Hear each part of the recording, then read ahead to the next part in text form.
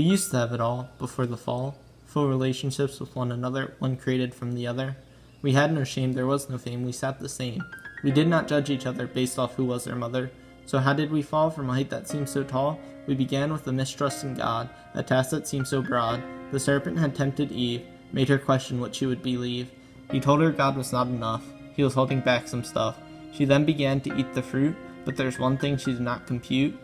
She only saw what she thought was positive, even though the consequences were massive. But where was Adam when this took place? Standing next to her with little space? He too had taken part of what soon would start. The next time God had called, they hid in fear of being seen bald. When God acknowledged what they have done, he banished them away from the Garden of Eden. Man of concupiscence, it doesn't make any sense. If we fill our lives with sin and throw our faith in the bin, our relationship with God begins to falter and fray. Then in no time at all, it won't be there one day. Don't fret though, don't feel bad. God knows we are not his perfect lads. He knows that our hearts are in a state of warfare. In spite of this, he will always be there to support us, to lead us. With his words of grace, he will feed us. We will fall, yet sin won't defeat us. Let's get back up and stand with him so that we can defeat the devil within. Serpent, cunning, ambitious, slithering around the garden like his name Severus, consistently constricting and twisting the truth, easily manipulating the minds of God's youth, offered up the apple, claiming, "You will not die," and man took the apple, falling for the serpent's lie. The serpent is the first master of suspicion. After it, others have followed in its mission. Doubters, distractions, and devious deities, they sneak their way into multiple societies, driving us from God and luring us to sin, doing everything in their power to make sure God doesn't win. They take the form of people, drugs, or alcohol, anything to distract us from God's call.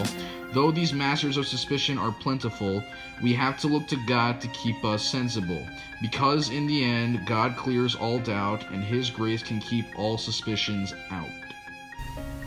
Man has changed from his original state. We wish we could start from a clean slate, but our nature has been tampered with, though we wish it was a myth. The devil lives inside us all, but God walks with us when we fall, showing us the true path to salvation through the mystery of his creation. God shows us what we are capable of, even when we think we are not enough. He knows we can live our vocation to love while watching us from above. Man was made in the image of God, even though it may seem odd. Considering all the evil in the world, it may be hard to believe God's word, but we have to trust in the Lord if we want a reward. Humanity shares something in common, not limited to the Catholics or Roman. The Passion of Christ may not look so sweet, but what it did is quite the treat. Through the Passion we have been merited, justification but not inherited. Participation in the Spirit is needed, for justification to be seated. Moved by grace, we turn from sin and turn toward God with God a grin. Justification follows God's merciful activity and frees us from something so merited. Purifies our precious hearts, moves us away from God's counterpart. Justification is not one-sided, requires God's grace for man's freedom to be guided. Justification creates act of God's love and fits humanity like a glove.